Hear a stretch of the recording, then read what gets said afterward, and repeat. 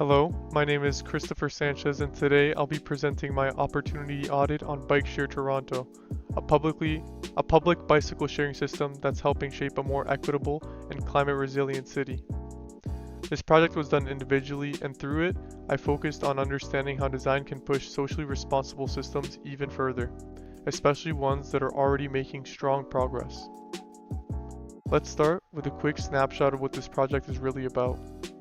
Bikeshare Toronto, operated by the Toronto Parking Authority, currently runs over 9,000 bikes across 700 stations in the city. It's affordable, it's zero emissions, and it cuts traffic congestion while also improving public health and increasing mobility access for a wide portion of the population. What interested me most is that it already has a strong foundation in sustainability, but it hasn't reached its full potential yet. And that's where this audit comes in, to find opportunities for design to push the system from just good to transformative. To evaluate Bikeshare Toronto, I created a custom framework I call the SSS criteria. Each of the S's standing for social impact, sustainability, and scalability and innovation.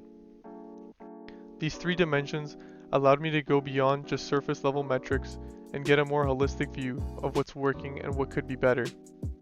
This framework was built by aligning the SSS criteria with internationally recognized standards like the UN Sustainable Development Goals, the Paris Agreement, and frameworks from the World Economic Forum.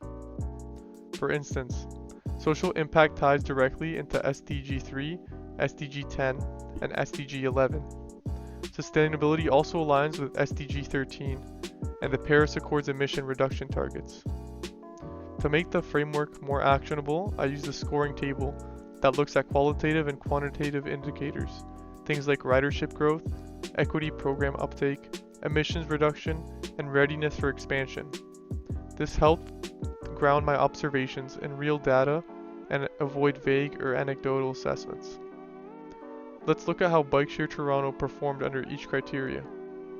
The system offers an equity program that provides discounted memberships for low-income residents. It also partners with newcomer support groups and Toronto Community Housing, helping break down access barriers. In 2023 alone, it recorded over 4 million rides, showing that it's become a core part of the city's transit ecosystem.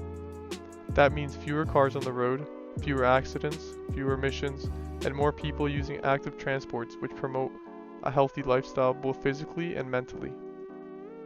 Efforts are also being made toward inclusivity. Newer bikes are easier to ride, e-bikes help older adults, and improved lighting around docking stations are all features in development. These are critical moves in a city with diverse needs.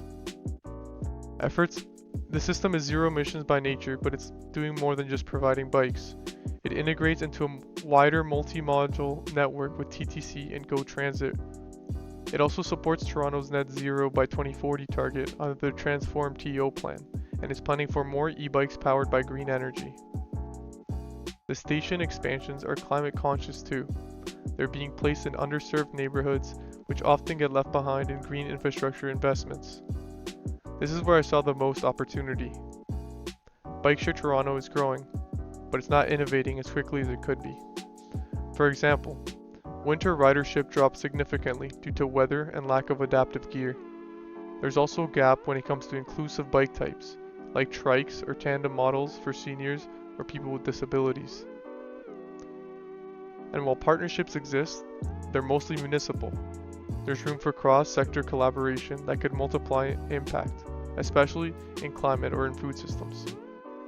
With that in mind, I propose 3 new design opportunities that build on existing infrastructure.